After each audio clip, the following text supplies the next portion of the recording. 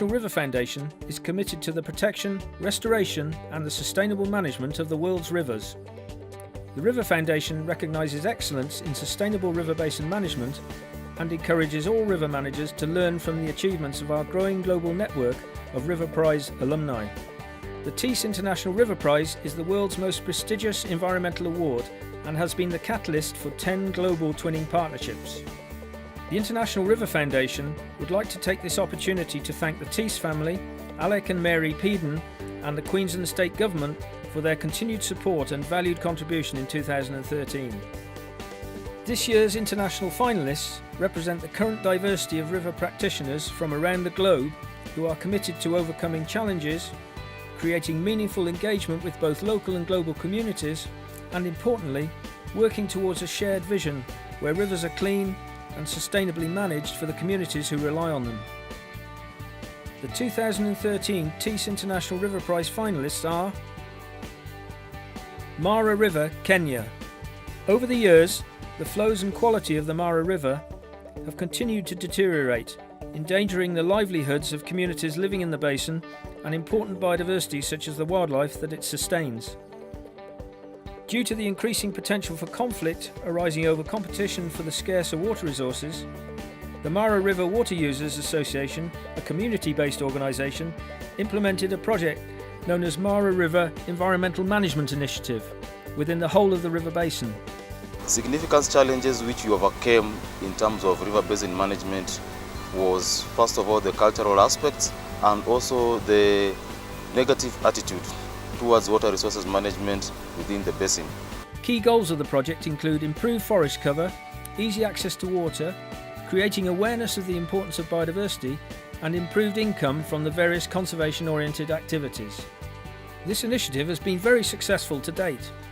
900 farms within the basin have been trained and their farms terraced, a 40-kilometre stretch of riverbank has been protected, and the affected farmers provided with high-value trees.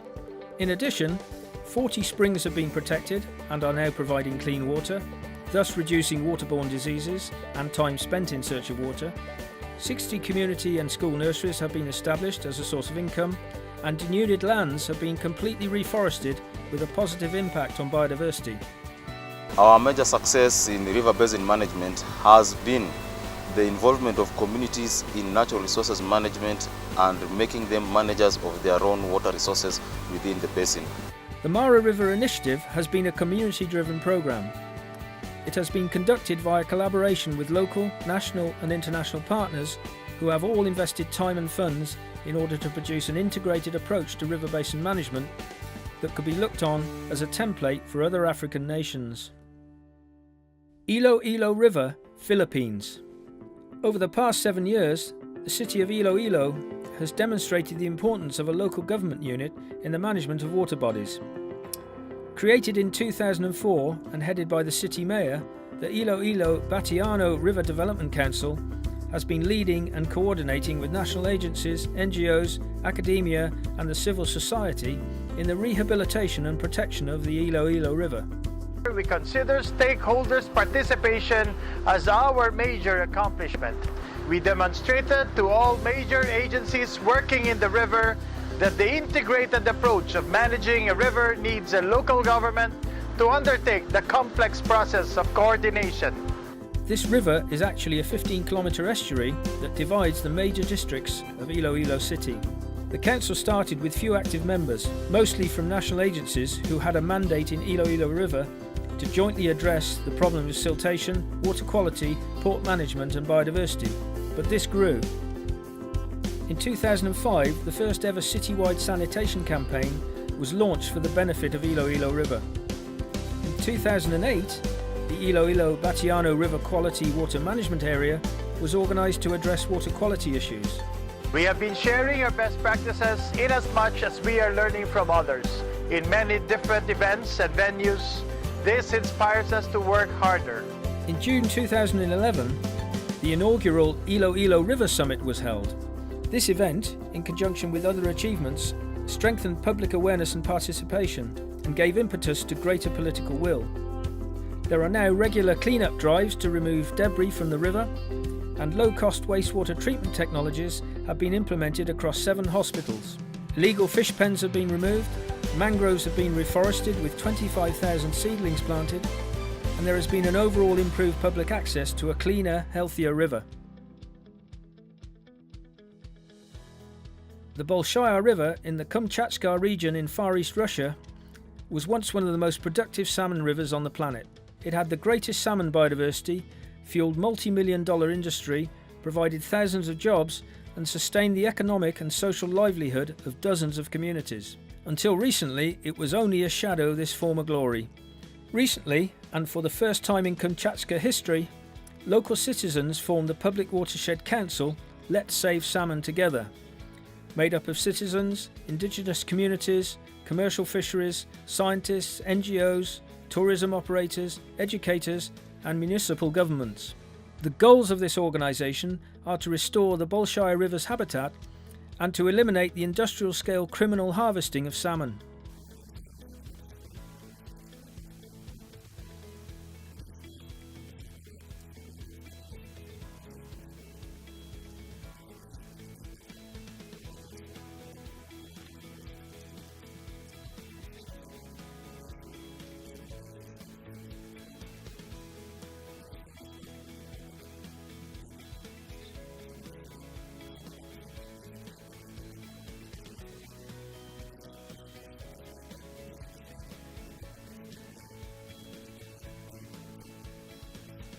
Current accomplishments include the development of sustainable fisheries management plans approved and implemented by the government, effective conservation strategies developed in collaboration with scientific institutions, industry sectors and indigenous communities, overcoming corruption and neglect of duty in local government agencies to address illegal fishing and poaching, and engaging youth and communities in large-scale river cleanups and reconnecting people to their river.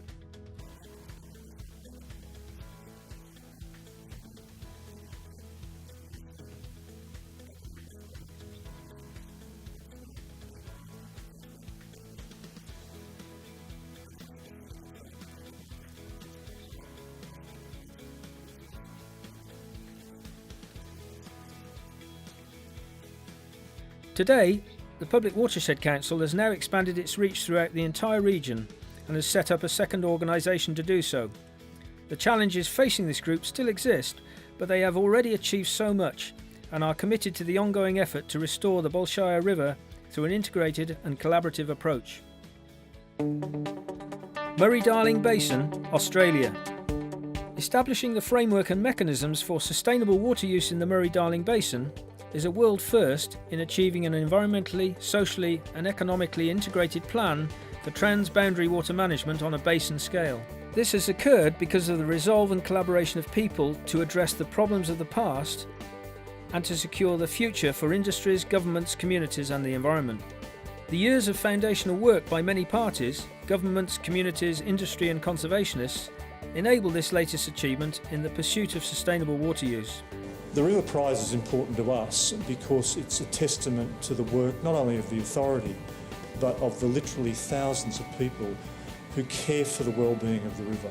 A range of new and unique challenges have been tackled at the basin scale, including determining an environmentally sustainable level of take for surface and groundwater, developing a consistent and cooperative framework for environmental watering, identifying new standards for water resource planning, and setting up water quality and salinity targets. An adaptive framework allows for further improvements as new information becomes available. Extensive scientific research, ecological and hydrological modelling, community and cultural knowledge, and socio-economic analysis underpins this new approach to sustainable water management. The rivers don't respect state boundaries, and yet we were running the Murray-Darling Basin as though the state borders were everything. What this is about is saying, well, hang on, the water doesn't respect boundaries as it goes from one state to another, so we need to run the Murray-Darling Basin as a basin-wide system. And what that means is you look across the needs of the whole basin. Developing this new approach has benefited from earlier cross-government initiatives, including the initial recovery of 500 gigalitres of environmental water for the Murray River, the establishment of the water market, strategies to rebuild native fish stocks and address water quality and salinity issues, assessing river health, and extensive water resource planning by the states and communities. International River Foundation congratulates the 2013 Thiess International Riverprize Finalists.